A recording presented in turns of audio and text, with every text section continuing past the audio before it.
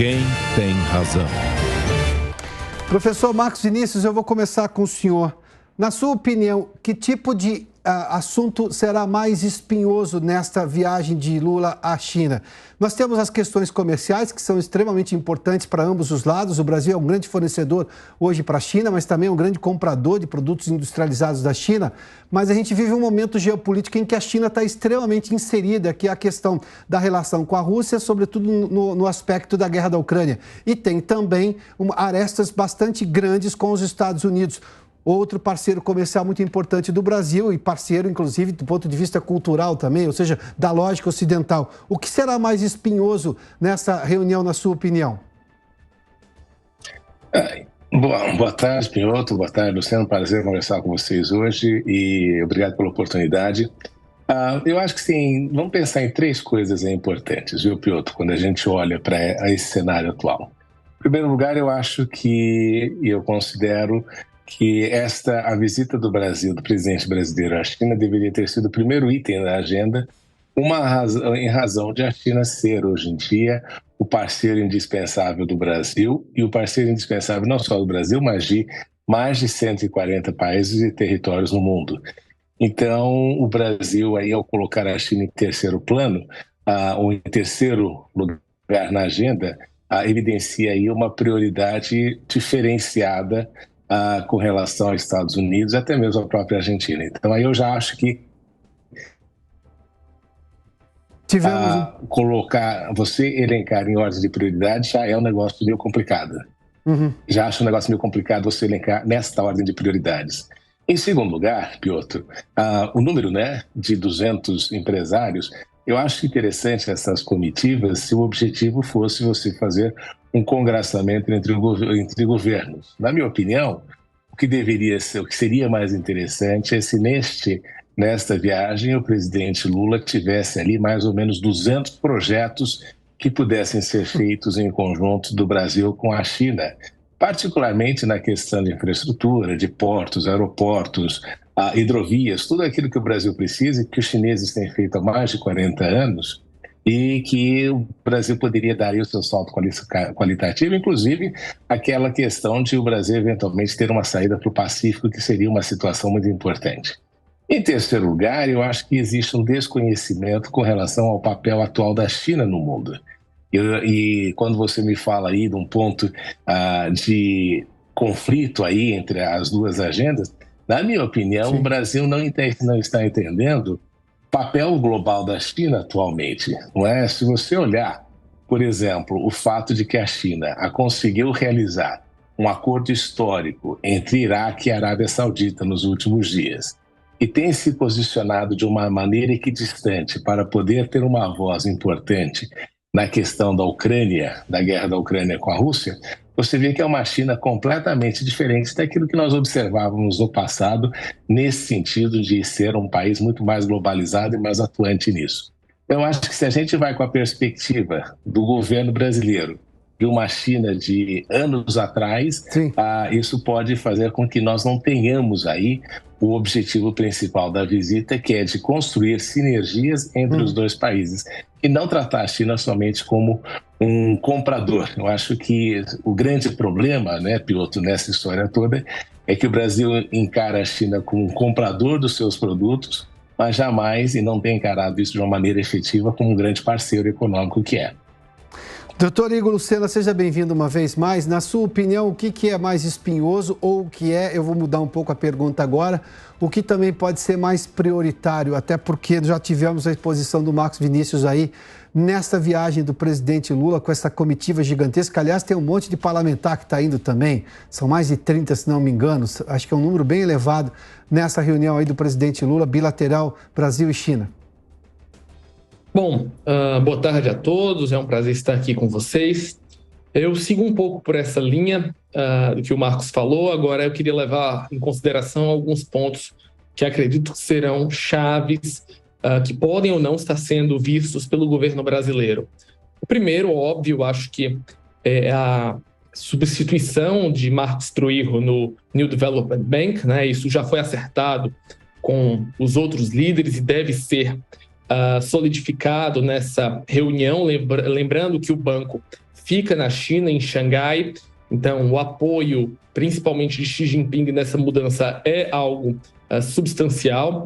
Entretanto, o banco vai ter um grande problema. O banco está em dificuldades de vender títulos nos mercados europeus e americanos por causa das sanções russas. Isso vai gerar uma dificuldade para que a ex-presidente Dilma possa, de fato, fazer grandes projetos, porque o banco carece de um grande funding.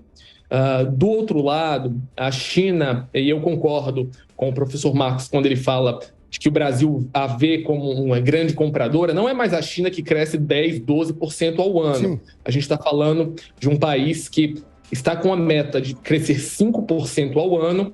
Isso foi estabelecido pelo governo, mesmo assim não há uma garantia disso tudo, e que o governo passa a criar uma série de mecanismos de controles para que não tenham novas crises, principalmente no setor imobiliário e na área de construção. Ou seja, a gente vai ver um pouco a diminuição do ritmo da indústria chinesa, isso vai impactar as nossas exportações para aquele país.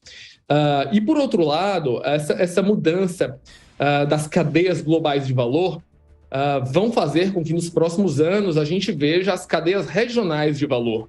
Então, acho que a visão do governo brasileiro, pela questão geográfica, deva ser uma aproximação ainda maior com os Estados Unidos, lembrando que várias empresas vão estar se realocando na América Latina para servir de plataforma de exportação para os Estados Unidos, né?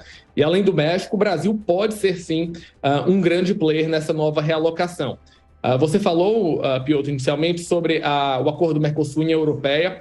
Eu acho que destravar esse acordo hoje é muito mais importante do ponto de vista de crescimento do Brasil do que um aprofundamento da China. Não estou dizendo aqui que a China não é importante. Sim. Claro que é e vai continuar a ser por ser o nosso principal parceiro consumidor. Agora, nosso principal parceiro exportador e importador. Agora, essa China não é mais a China de 10 anos atrás. Eu vou colocar dois depoimentos que eu ouvi aqui de dois diplomatas. Na verdade, um era um representante comercial da China aqui no Brasil, de um escritório chinês, e ele, obviamente, fez o seguinte comentário: olha, a China não manda seus fuzileiros para o mundo. A China quer a paz enviando seus empresários para o mundo. Era, obviamente, uma cutucada nos Estados Unidos, no belicismo atribuído aos americanos em qualquer relação dos Estados Unidos com conflitos no mundo. A China cresceu em importância, por exemplo, na África, que é um continente que precisa de muito desenvolvimento, por todas as razões que conhecemos. Agora, eu me lembro de uma conversa que tive com o Otaviano Canuto, o ex-presidente do Banco Mundial. Ele dizia assim, naquele momento em que você tinha o problema do 5G, e ele dizia, o Brasil não ganha nada tomando lado entre os Estados Unidos e a China. Porque o Brasil, embora tenha uma importância estratégica importante, a maior economia do Cone Sul aqui, mas nós estamos falando de dois gigantes. Bom, diante disso, qual é a posição que o Brasil tem que adotar, resguardando os seus interesses, mas entendendo que vai ter que lidar com os dois ao mesmo tempo? Professor Marcos Vinícius, eu começo com o senhor. Olha, Piotr, vamos pensar duas coisas aí, não é? Uma para contradizer o Otaviano, que é um grande amigo meu, e também com relação àquilo que foi dito pelo Dr. Lucena, que é o seguinte, não é? Apesar de a China ter tido um crescimento menor nos últimos anos, não podemos esquecer que o crescimento chinês também está atrelado ao crescimento global, que, em razão da pandemia e também da guerra da Ucrânia, viu que o crescimento global diminuiu. Então, a China faz parte dessa realidade. Só que existe uma diferença fundamental.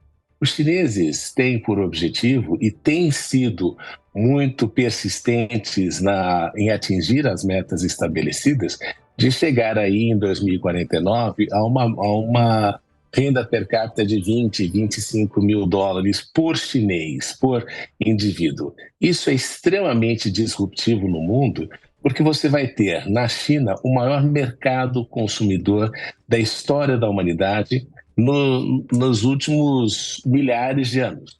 Então, você descartar isso chega a ser um pouco inusitado com relação àquilo que a gente observa globalmente falando. Porque o mercado europeu, eu viajo, tenho tido a oportunidade de conhecer bastante, o mercado europeu não vai crescer tanto assim, e nem o mercado norte-americano vai oferecer para o Brasil esta quantidade de possibilidades, de oportunidades de crescimento. O que nós vamos ver é que eles vão oferecer possibilidades aqui e ali de crescimentos que não são exponenciais, como é o caso chinês.